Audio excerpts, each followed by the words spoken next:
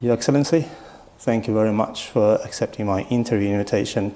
And I'll be very happy to interview and ask some relevant questions in terms of environment, climate change here, and your experience. Ms. Akiko Fuji is the new resident representative of the United Nations Development Programme in Uzbekistan. With over 25 years of experience at UNDP, Ms. Fuji has held numerous leadership positions. Prior to her current role, she served as the resident representative in the Maldives and as deputy resident representative in Vietnam, the Fiji multi-country office, and Jamaica. A strong advocate of the United Nations Sustainable Development Agenda, Ms. Fuji has played a pivotal role in addressing economic and social challenges related to climate change. She has managed large-scale humanitarian assistance in crisis and conflict situations and provided strategic guidance on governance systems to promote fair and sustainable human development. Ms. Fuji holds dual master's degrees, one in Gender and Development from Sussex University in the UK and another in Human and Environmental Studies from Kyoto University, Japan. My first question is about, it's becoming more vivid that international organizations are increasingly engaging with Central Asia's political, economic, social, and ecological aspects. So UNDP has also noticeably accelerated its efforts in the region, we all know that, in recent years, and particularly in environmental programs. How do you look in this prospect of collaboration between Uzbekistan and international organizations like yours? Thank you for inviting me to speak to you on this very important agenda. You're right saying, there is a increased awareness about the problems, the challenges that we are facing globally on climate impact. It is true that this global warming is of course a global issue, but then the challenges and the impacts which happens on the ground are different from the country to country, and also within the country, depending on the geographical conditions as well as other conditions such as the economic and the social status of the people, the impact varies. So when it comes to Central Asia, it is true that the scientists are already forecasting more frequent heat waves as well as extreme weather, which will be impacting as floods and excess water, while some other parts are lacking water. So those are some of the symptoms and the impacts that this global climate change is causing in this region. So it is imperative. It is the demand is there from the people in this region that adaptation, something needs to happen to protect their lives. So the demand is there, and that is the reason why the government of Uzbekistan is stepping up their policies, but also the implementation of the policies to address the needs of the people. And international organizations such as UNDP is here to assist the government policy implementations, but are also making sure that the policies are connected with actual people's lives. So we have different types of implementation of the program to support this cause, and we can talk about it. Cool. Your organization, would you maybe say some concrete plans and proposals addressed to tackle these environmental issues in Uzbekistan? A couple of them, if you can. I think for us as UNDP globally, it is really important to address the sustainability and equality issues at the same time. Okay. Because when we talk about sustainable development goals, we are not only talking about the environmental sustainabilities, but as I mentioned earlier, people are in different conditions, socioeconomically different from each other, geographically different from each other, and the climate change and the natural disasters, for example, impact people's lives differently based on different status where they are in. So what we are trying to address together with the government is to look at the SDG, environment, poverty, climate change nexus. Okay. Because it has to be looked at the matter holistically. Okay. And we cannot really separate, poverty issue, for example, from climate impact. So, for example, one particular program that we have been doing together with the government is multidimensional poverty report, which was published for the first time in this country, in Uzbekistan. But globally, we use the same methodology. What we are trying to say here is basically to have the evidences of connection between climate and poverty, let's say.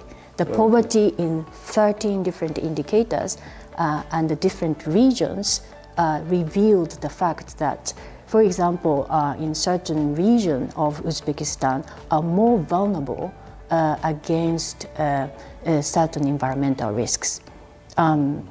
Due to their lack of capacity, due to their lack of financing to deal with the matter. Let's say heating system. In Kashkandaria, for example, 75% of the schools are still burning coals because of the lack of the modernized heating system, which is affecting, of course, children's learning experience.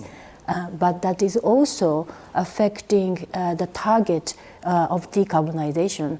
The nationally determined contribution as a policy in the government are targeting at 35% of the decarbonization. By 10 years, yes, 2035. but because of such situations of poverty and for the lack of resources at the regional level, in certain areas like schools, needs to burn coals still.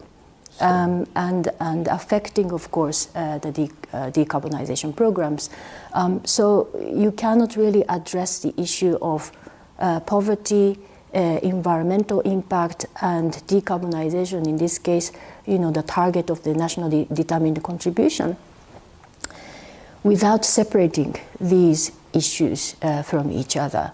So multidimensional poverty report that UNDP has worked with the government is really addressing the critical nexus between environment and poverty. Good. How does UNDP support Uzbekistan's Green Economy 2030 Transition Program, and have you observed any positive results so far? There are many positive results that I am observing. I mean, one is definitely Yashil Makon initiative, which of course UN and the UNDP and other international organizations are also participating. It is an aspirational greening exercise that the government is taking a lead. And what is fascinating about that program is really mobilizing the larger community activities and linking to the government's target. And the global target, in a sense, because as you see, the 3 COPs meetings happened in Baku as far as COP29 is concerned, and then one in Colombia targeting at the biodiversity and nature, and now happening in Saudi Arabia, Riyadh, as we speak. Really talking about the desertification and the land degradation issue. So it is a global issue, but that really needs to be tackled at the local level. And in the case of, I think, Uzbekistan, this is one of the good examples how the government, together with the communities, to afforestate the degraded land, so that people's livelihood can be revived in such areas like RLC, which again is an extreme case of desertification, and the people's lives are being affected. So that's probably one good example. Perhaps I can also mention something about many innovative initiatives that the government is trying to do, such as with UNDP's support, there has been SDG bond, Green Bond, to tackle the issue of lacking resources to really try to respond to the needs again on people's lives. So how we assisted the government is not only unlocking the innovative sustainable financing in terms of the SDG bond to the equivalent of US 200 million. It was the first such initiative in the region. So it's really innovative, you know, unlocking such amount of resources to the area of achieving SDGs. UNDP's role is not only unlocking such resources, but to have the impact reporting of such huge amount of resources coming from the private sector and the sovereign fund to make sure that the funding goes to where it needs most. So in this case, SDG bonds really supported the transition, the transformation from the traditional transportation into more greener transportation, such as extension of the metro. By doing so, making sure people have affordable mobility, you know, going to be able to go to schools, able to go to commute, to work, but in affordable price, and also in the modality where, you know, not like, you know, vehicles, private vehicles to affect the environment and pollution in the air.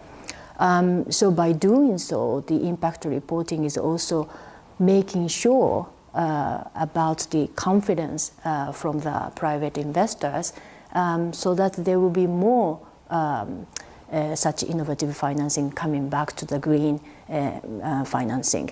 So that's just one of the examples of how UNDP work together with the government to unlock innovative financing. So in addition, we are working with the government to make sure the just transition from the economy, the traditional economy, to greener economy. What it means is, of course, decarbonization and adaptation process would transform certain sectors of industries and the jobs to be transformed into different types of jobs. So let's say, you know, some people's jobs will be affected inevitably, right? And then young people also need to know in the future the current skill sets and aptitude, you know, they have may be not relevant anymore to the greener economy, which could be totally different from the traditional industry.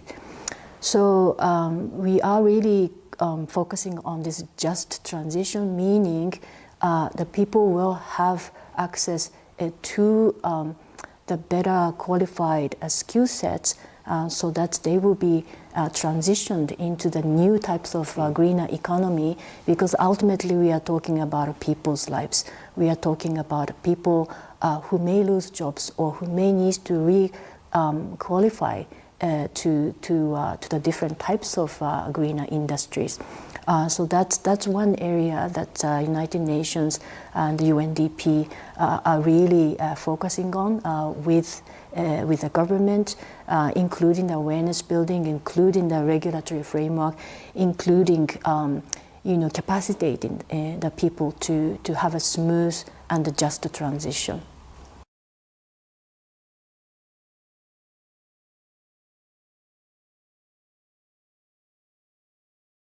I think the number one thing I would like to say is, in the current world of digitalization, you know, the information access, debates, voicing from people have become more democratic, because anybody can access the type of information that they want.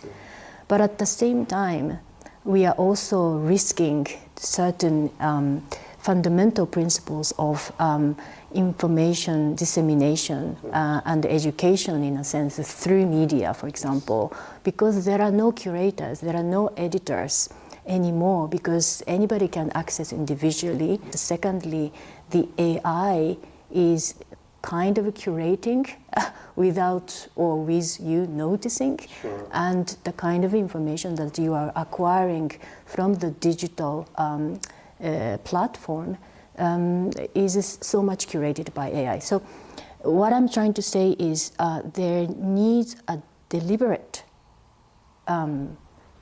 action or deliberate efforts by everyone, but particularly by media colleagues like yourself, to be able to provide the fact and also sense of the ethical responsibility that you are providing this vital information to the wider population about important issues such as environment, like now you are doing. So the sense of responsibility and the sense of the ethics in the media and the civil society in general is becoming ever more important, and I just couldn't stress more on this part. Thank you very much. That was my last question, and I will wish you all the best of luck and Happy New Year next year. Thank you very much. Thank Happy you. New Year.